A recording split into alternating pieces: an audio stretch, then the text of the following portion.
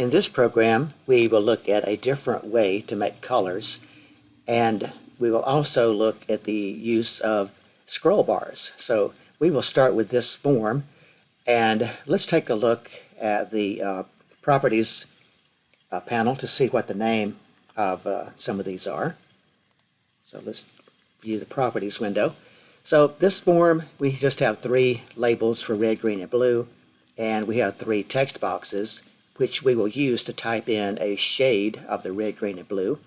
And these little squares, those are labels. So you can see the name of those. That's label 1, that's label 2, that's label 3. Those labels, we'll use those to change the back color to correspond to the shade that we type in here for these text boxes. Then we will take these 3 colors and mix them together and make the color of this list box the combination of the red, green, and blue. To get started, we have this the form already, so let's double click the Go button and look at what we already have. So inside here, looks like we are missing an end sub, so let's type that in. So we need that. Inside, we have the click event for the Go button already partially completed. We are going to have 3 integers for the different shades, red, green, blue, and we will use the try-parse technique to import the values for red, green, and blue from the 3 text boxes. Now, what I want to do next is to turn the colors of these little labels to the same shade of red, green, and blue. And to do that, we are going to use a different way to set the color for any control that has a color property. Let's start with label 1. So label 1 corresponds to the shade of red, and we want to set its back color. And this will be the same as always. We'll start out with doing color dot, but instead of picking a particular color, we're going to use a function, and that function is called FromArgb. So there it is. This function is going to require 3 numbers, and as it turns out, we will use red, green, and blue for those numbers.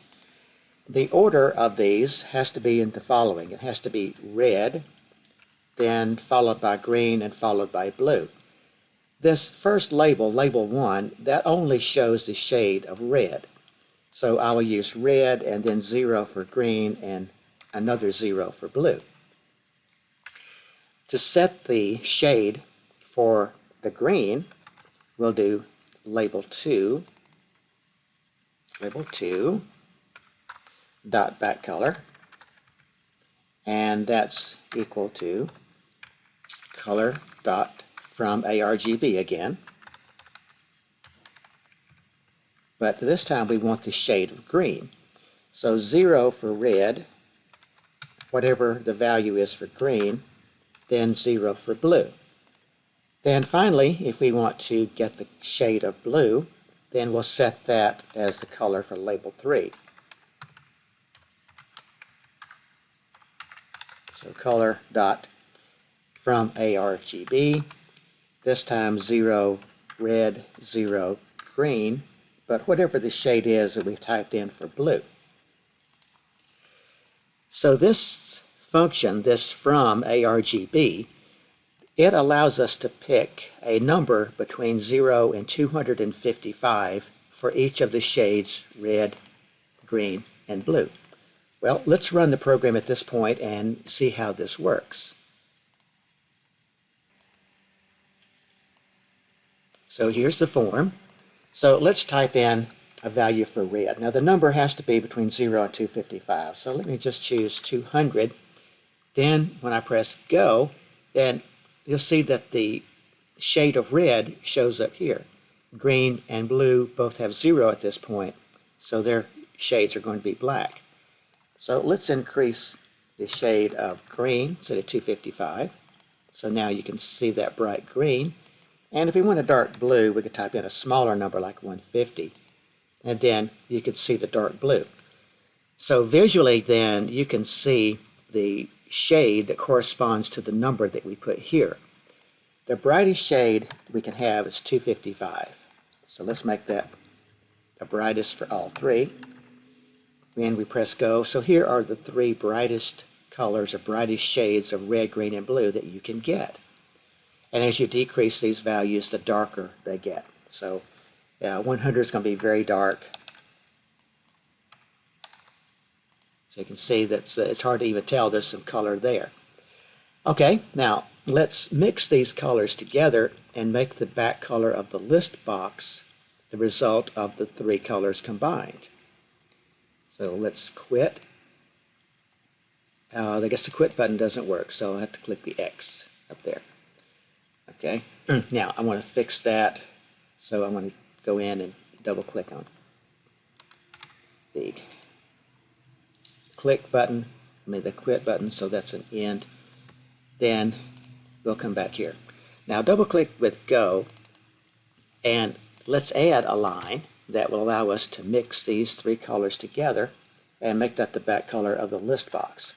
So the list box is called list color, and we want the back color property again, and we want to set it to color.FromArgb.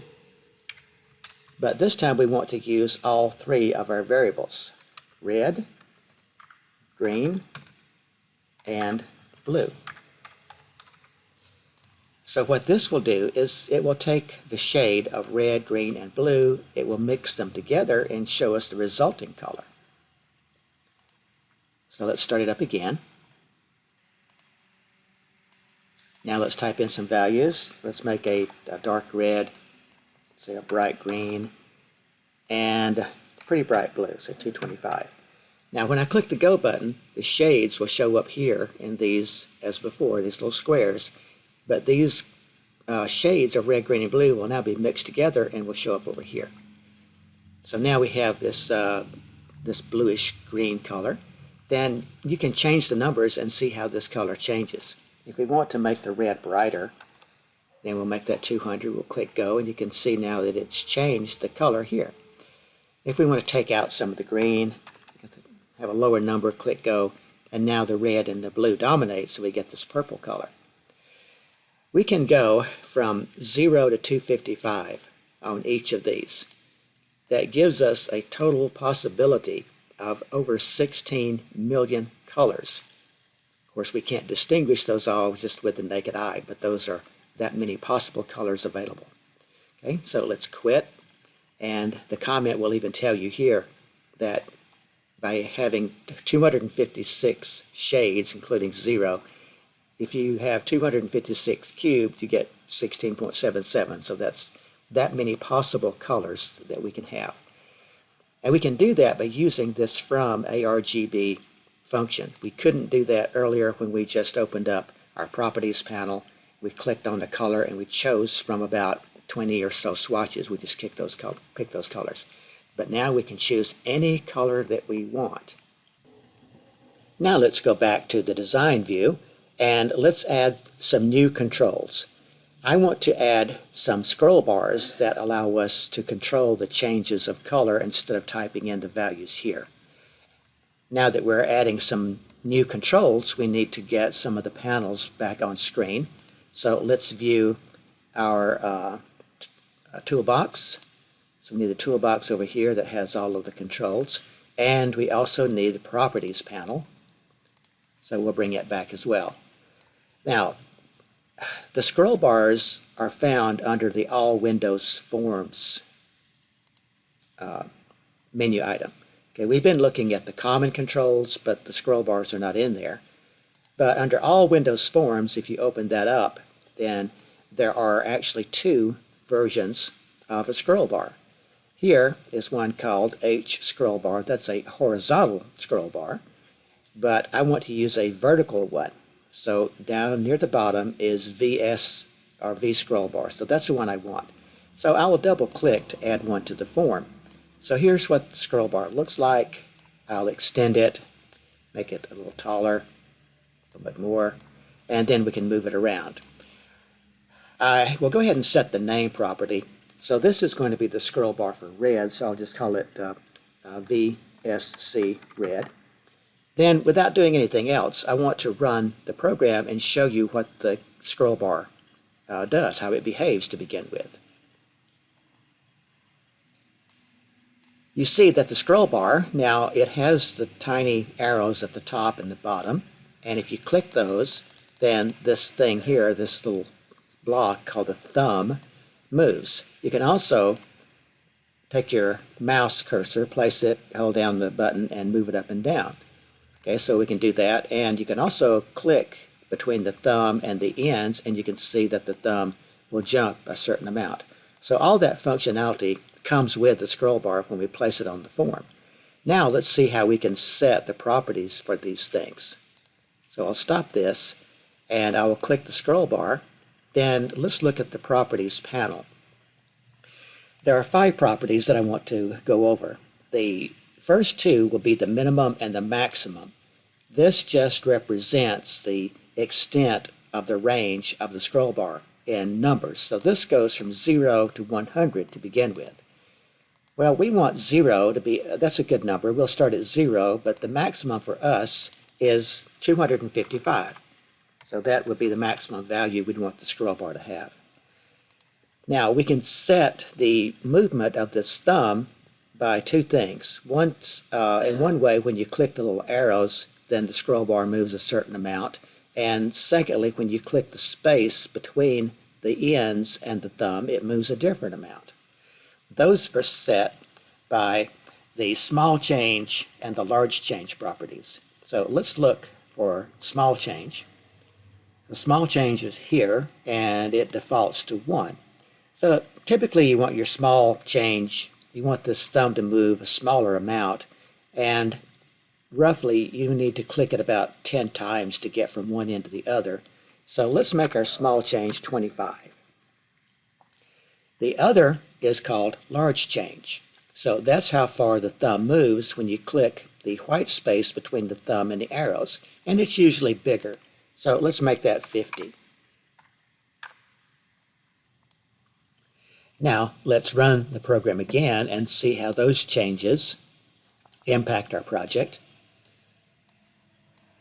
If I click the little arrows, now you'll see that the thumb moves by a small amount. I have to click it several times to go from one end to the other. But if I click the white space between the thumb and the arrows, then it jumps a larger amount. So that's the large change value. The thumb moves a much larger amount that way. And if I click the little arrows, that's a small change that's taking place. Okay? And if we move this up and down, and we're not seeing it yet, then this represents a number between 0 and 255. Okay, let's look at one more property. And the 5th property is called value. So we can set the value of the scroll bar, and it's about halfway in between. Let's do, say, 125, and type enter. Then you can see the thumb moves down to this point. If you make it another number like 100 and hit enter, the thumb moves up a little bit. And in general, the value is going to be, this value property is going to give us a number between the minimum and the maximum values, which in our case is 0 to 255. So those are the properties. Now let's double click on the scroll bar to see what kind of event we get. So I'll double click, and we have the code window, so I'll move the properties and the toolbox out of the way. Then here is a scroll event that's associated with VSC red. Now I noticed I must have typed too many D's here, so let's go back and fix that. Back to the design view, and let's look at the properties. And as I see, sure enough, I typed quite a few D's, so let's fix that. So VSC red is what I really want there. Okay, now let's go back to the code, and I will also just delete this altogether since now the name will be different. And then I'll go back to the form and double click. So now we have the correct name here. I'll take away the properties. So whenever you manipulate a scroll bar, whether it's by clicking the little arrow or moving the thumb, this event will execute. Well, what do we want to do in here? We want to use the scroll bar to change the color. And if this represents the shade of red, then let's use that and the back color property for the little red label, label 1. All right, so we can do label 1 dot back color, type that LBL1 dot back color is equal to color dot from ARGB, as we did before. But this time we'll take the shade of red from the scroll bar, VSC red dot value. Alrighty, so that's where we'll get the shade of red, and then we want 0 for green and 0 for blue. So each time we move the scroll bar, this event will be activated, and we'll set the back color of the label using the value of the scroll bar. Now, let's see how that works. So this comes up, and now when I move the scroll bar, you can see the little swatch, the little red little square changes shades of red. Okay, so now we are using the scroll bar to set the shade of red. Now, I don't know what the numbers are, so as we move the thumb, we'd like to know what the numbers are, so let's put those back in the text box.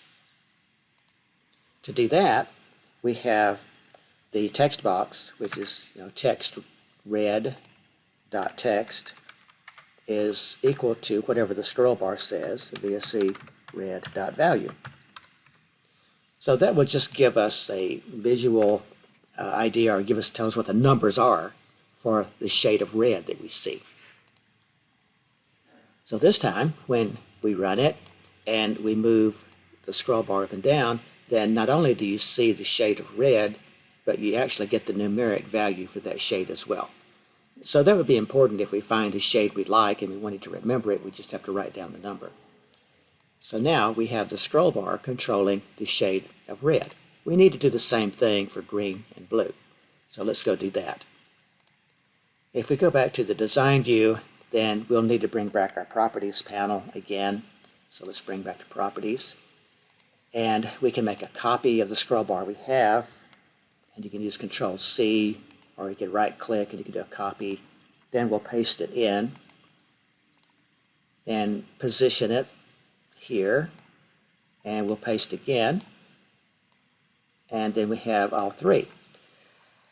If you notice, if we go over, let's pick the middle one here for green. And let's set its name in the Properties panel, VSC green.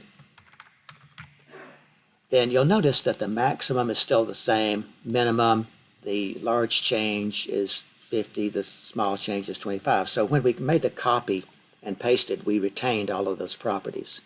The only thing we need to set is the name. If you move to the third scroll bar, that will be for blue. So we'll name it VSC blue. Then double click the scroll bar, the one in the middle for green, and we'll have the scroll event that goes with it.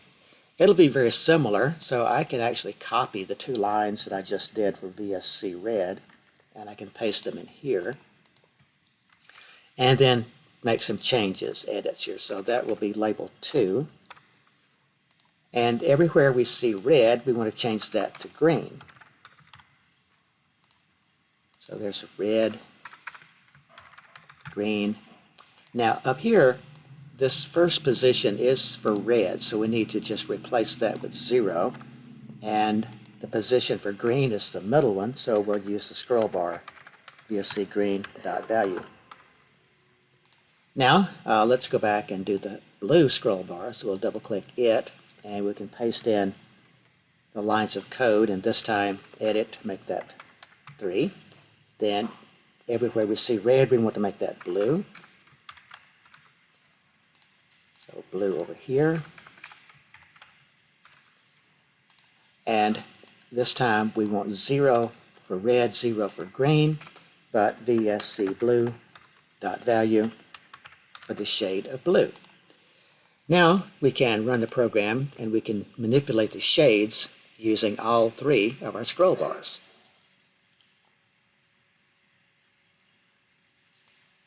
So now here's red, so you can see we can change the shade of red, we can change the shade of green, change the shade of blue, and we get the numeric values for each of those shades. The only thing left to do now is to mix those together to make the back color of this list box, a mixture of those three. So let's go do that.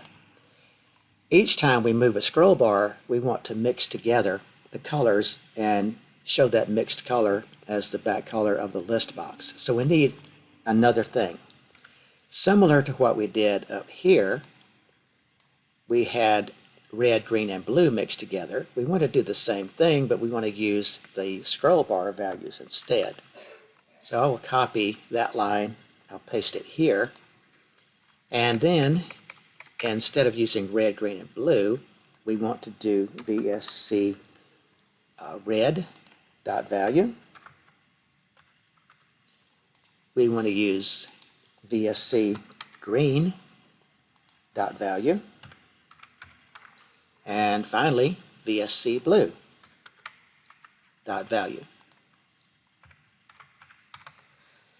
Each time we move a scroll bar, we want to do this, so we want to put this line into each of our scroll events. So we have it for red. I will copy it from there, and I'll paste it into the green scroll event, and I'll paste it into the blue scroll event.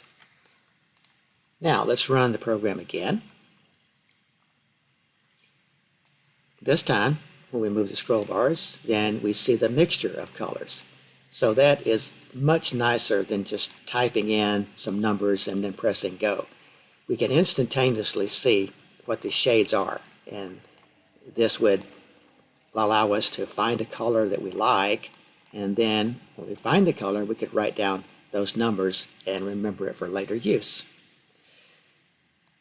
While we're here, I want to show you one other thing. If you have 0 for all the colors, then what you get is black. And I'll type in these. I'll type in 255 for each one, which is the brightest shade you can get. And if they're all the same, then the result is white. If we type in values somewhere in between, say 150, 150, and 150, then what do we get? We get gray. So as long as we have the same number for red, green, and blue, we end up with a gray scale over here, some shade of gray that goes between absolute white and solid black. If we use the scroll bars, we can't quite get there. So notice what happens. When I pull the scroll bars down, the biggest number I can see is 206. Can't go any further. So that's one final fix that we'll need to do. The reason that we have 206 is because the value that's taken from the scroll bar is that upper left-hand pixel of the thumb. So right there where the cursor is and right here. When in effect, the bottom of the scroll bar, that thumb, that would be the value 255. So we need to change that. So remember the number 206, that will be important. So let's go back to our design view and let's bring up the properties window. And this is the recommended way that we need to fix the problem. We had the maximum value set to 255, but all we got was 206. So we subtract the difference and we add them to get 304. That is literally what the recommendation for Microsoft in their documentation tells us to do. All right, so we'll do that one for here, and we'll do it for the other two scroll bars. I'll just select all of them at once, and then I will set the maximum to 304. Now let's run this one more time, and when this comes up, we'll be able to pick any color between 0 and 255. So now at the very bottom, see we do have 255 for blue and 255 for green, 255 for red. So that's the solution to this. So using these scroll bars now, we can represent any color between, any shade between 0 and 255 for each one of our red, green, and blue. And we can do it very easily. The other thing that scroll bars do for us is it prevents any input that's above 255. So the scroll bars are set. They cannot be, you can't go past the range of 0 to 255. Whereas up here, we can type in anything we want. If I typed in 600, we could try that, but as I'll demonstrate, that will not work. When I click go, then we get a program abort. So that causes an error condition, right? So the scroll bars would prevent us from making this error. So let's stop the program, and I'll bring the form back again, and I'll actually run it one more time, and that will complete this project.